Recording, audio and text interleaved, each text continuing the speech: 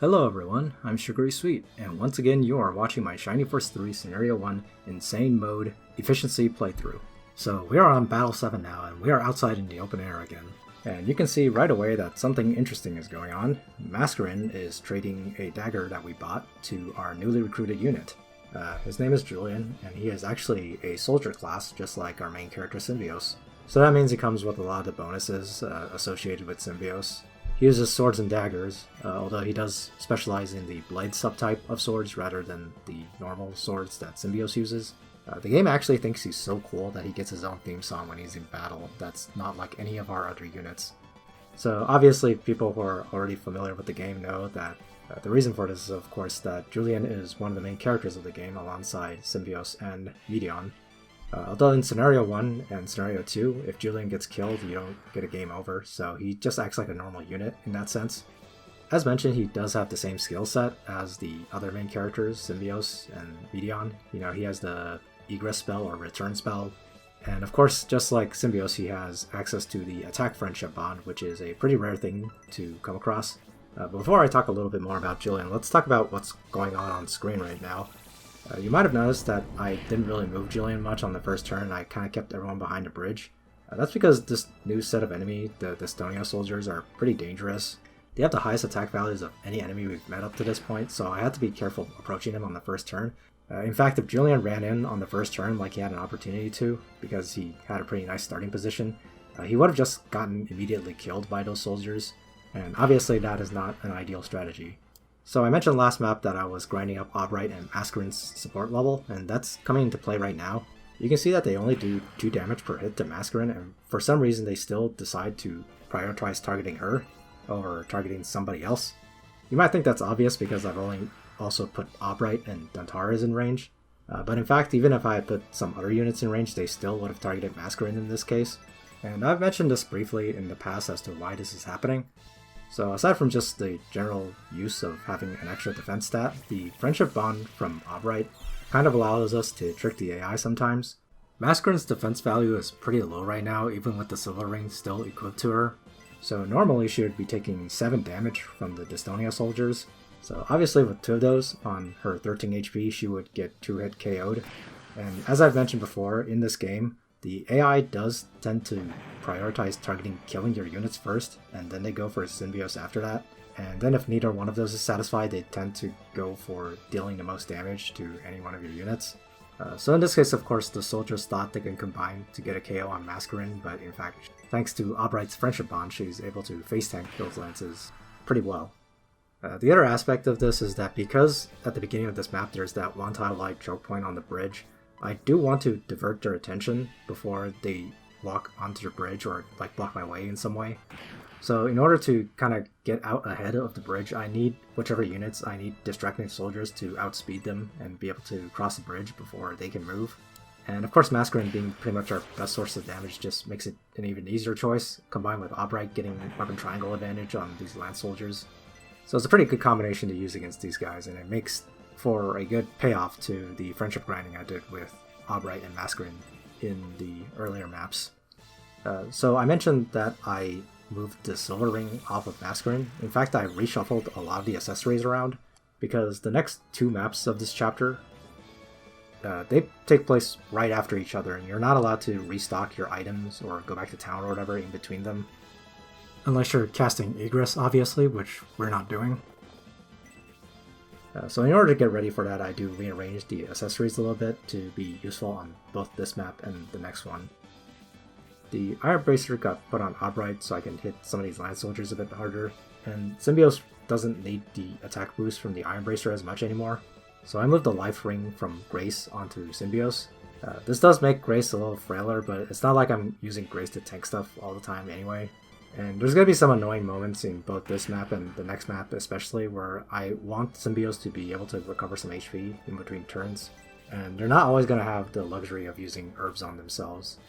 The Steel Bracer is still on Dantaras, the extra defense is still nice on him, and he's actually going to be getting another accessory in a bit here from one of the side objectives. You probably noticed already that there is one of the ruins on this map, just like in 1-5, and we're actually about to approach it right now. So once again, using Masquerade alongside the Quick Chicken on Albright that increases agility by 4 points kind of pays off here. Because as usual, Masquerade is usually the first one in the party to move first, and you want the first person in the turn order to open the ruins if you can. However, putting her there also puts her in range of the Birdmen that are near the boss, and they're going to aggro you when you open the ruins like this, which is just as well because they're going to group up because of it. But obviously, the Albright support makes it so that the danger here is reduced. Although Albright himself is going to take quite a beating because he does have Weapon Triangle disadvantage against those guys. Once again, for the ruins themselves, Dantaras is going to jump in. It would be nice if he could stay out here and contribute to killing these Birdmen, but he tends to be the only one who can efficiently clear out these ruins, because he's still the only party member we have who has 7 move. So you can see like the massive Birdmen just swarmed at us. They hit pretty hard, but they were also polite enough to stay in a huge cluster, which Masquerade is going to take advantage of on the beginning of the next turn. Now, annoying thing here is that even though they did start off clustering up, they're obviously going to spread out a little bit more on the next turn. And they're going to block our pathway to the boss a little bit, so we're going to need to spend a turn clearing them out. We can't just ignore them like we did with the sniper at the beginning of the map. By the way, that guy, I guess, has ADD or something. He's just like, he was trying to shoot at us, and then eventually he just forgot. But yeah, thanks to the Birdmen, our advance has slowed a little bit, and it would have anyway because there's a forest in the way, and most units have some trouble moving through forests. So it's going to take a little bit of time before we're able to engage with the boss. So going back to Julian for a little bit, like I mentioned, one of the most useful things from it is the fact that he's going to provide another attack support bonus. And of course, if you wanted to, you could also try to support Symbios and Julian together. The big problem here is that Julian kind of has bad availability in this game. In total, he's only around for about a chapter and a half, so 6 or 7 maps. Now that's still plenty of time to get some friendship bonds with him and maybe get some use out of that. But it does introduce kind of an interesting question as to how much you should really try to invest into him. Because obviously if you invest too much into him, it's just more resources that you can't get back on your way to the end of the game. Obviously in a casual playthrough this isn't a concern because you can just cast return over and over and grind as much as you want. But with how we're playing, Julian is going to be both very valuable and also someone you don't want to risk investing too much into. Now, of course, if you're planning on doing a complete playthrough of all 3 scenarios of this game, investing into Julian isn't a waste, because if you transfer data between games, he just keeps the same stats and items that you leave him with. So actually, if you do that, it's actually a detriment if you don't train him, because you don't want to get to scenario 3 and you're stuck with like a base level Julian who can't kill anything. Purely in terms of his scenario 1 performance, Julian is honestly a pretty bad unit. He has basically all the negatives that we saw Symbios had in the first 2 or 3 chapters of the game, except he's missing all the development and resources that we've put into Symbios, so he can't really catch up anymore, despite the fact that he does have a couple levels under his belt. The one thing that is really nice is that Julian's base skill in Blades is already pretty good, and it's only going to take a couple rounds of combat for him to learn his first weapon skill.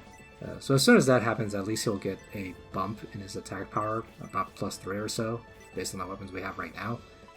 And he'll have that nice 20% base rate to do a critical. But otherwise it kind of starts bad. He doesn't really have space to grow. We can't really spare the resources to give him a bunch of attention. And if I'm not mistaken, his growths are actually worse than Symbios's. So in a couple moments here, you're going to see me chasing after the thieves with Dantaras. And you're going to see me attack them. Basically it's just so Dantaras can get some extra weapon experience while he's in here. I mentioned before that Dantaras, at least in normal mode, does run the risk of accidentally killing something and then preventing you from getting treasure as a result of that. It should be noted that that is mostly restricted to if you allow the thieves to get more than one chest and you hit them afterwards and kill them instead of hitting them multiple times, because you have to hit them once for each treasure basically.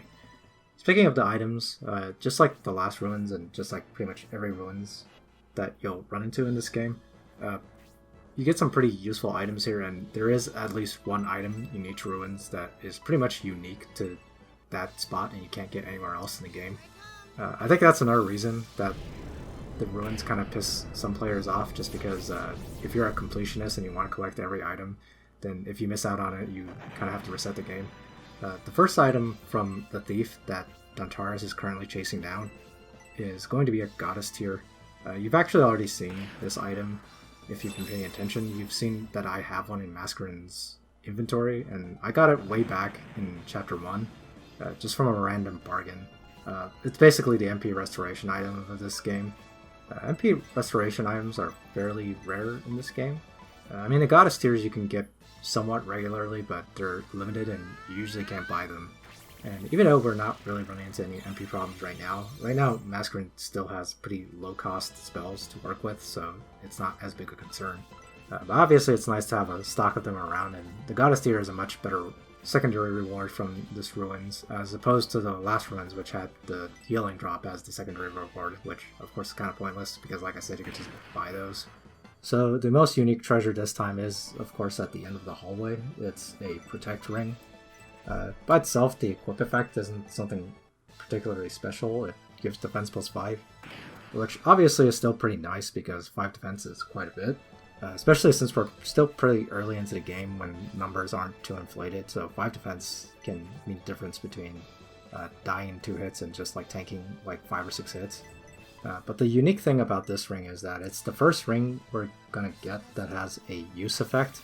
So those of you who have played Shining Force 1 and 2 and haven't played this game, first of all, why are you even watching this instead of playing the game for yourself? But secondly, you might be familiar with use items in both Shining Force 1 and 2. So just like in those games, you can equip an accessory or a weapon that has a special spell kind of bound onto it, and you can use it during battle to have a variety of effects. Usually it's just casting a certain level spell. Typically you don't get totally unique effects out of these items, although there are a couple in this game. But for the Protect Ring, it casts Heal level 2 when you use it. So of course we haven't learned Heal level 2 with anyone yet. Grace is kind of close to learning it. It's not a particularly standout spell in any way. It can sometimes heal 2 or 3 more points of HP than Heal level 1 can, I believe. But more importantly, it can be cast 2 blocks away, as opposed to just for adjacent tiles like for Heal level 1. So for the next map in particular, it's actually going to come into a lot of use because we're going to need to split up our forces in the next map. And as you might have noticed by now, both our healer units, Grace and Irene, they're both 5-move units, and there's kind of a time-sensitive objective in the next map that they will not be able to reach because of their lower movement. So because of that, it's actually another good reason to have Dantaris go pick this ring up. Assuming you're just playing straight through the game and not casting Egress or Return at all, because you're not really going to have time between maps to shuffle your items back around, and Dantaris of course is going to be one of the ones charging ahead, being that he's the only one with 7 move.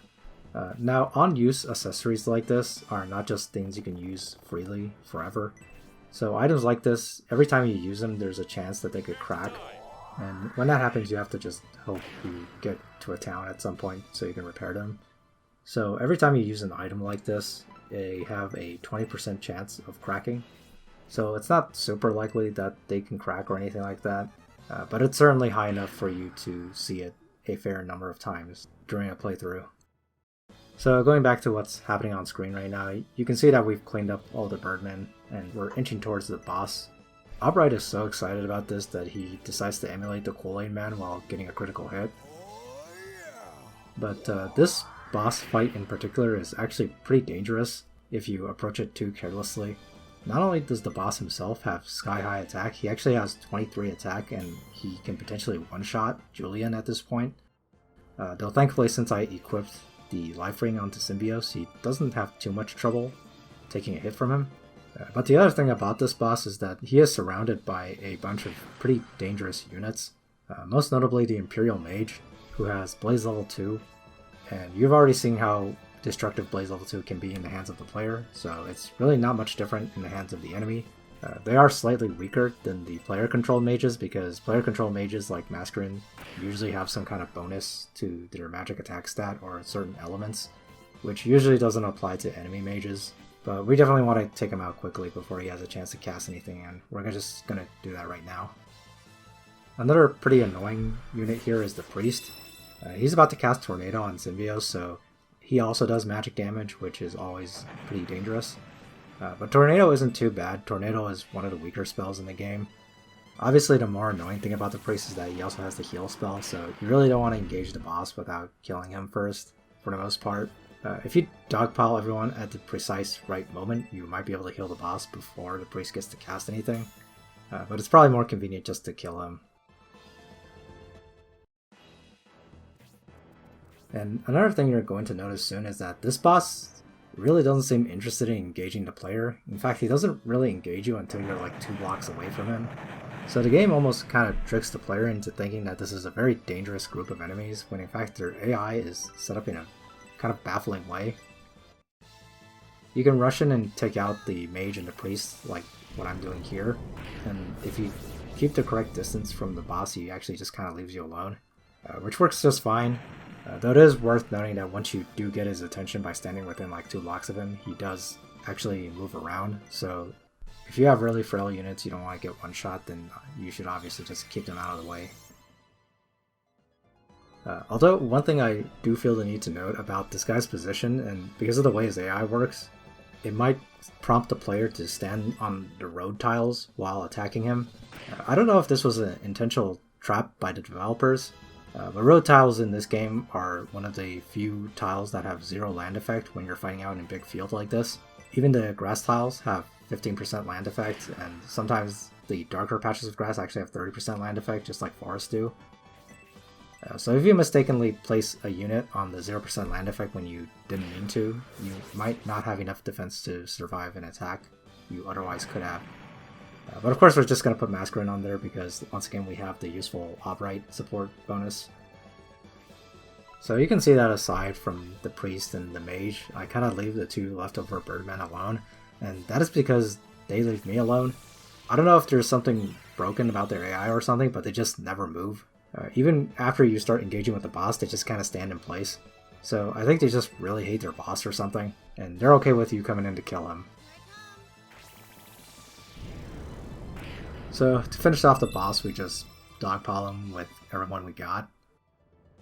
He does have a pretty inflated HP stat, but his defense, while fairly high, is nothing to write home about. He actually has the same amount of defense as the priest we just killed. Although you are going to get to see his high attack on full display here, he does get to get 1 attack in against Symbios, and he's going to do 12 damage to his 15 HP. Even though, as we've established, Symbios is wearing the life ring that we got back in Chapter 1, which once again gives 4 defense, so if Symbios wasn't wearing that, he would have gotten 1 shot by this guy. So during this dogpiling session, we see that Symbios will use his new special attack, Sonic Wave. He's been training a long time, getting ready to use this attack, but I guess Symbios has like some confidence issues that he needs to work through because he sounds like he's not really sure what he's doing. He's also unfortunately unable to finish the boss off. If he had not gotten that special attack, we could have just used Hayward to attack for the extra damage before letting Grace finish the boss off, but since he did get the crit, we'll just let Hayward build some friendship with Masquerade here. And then we're going to have Grace finish the boss off with her Tornado spell that she has from her Power Rank weapon.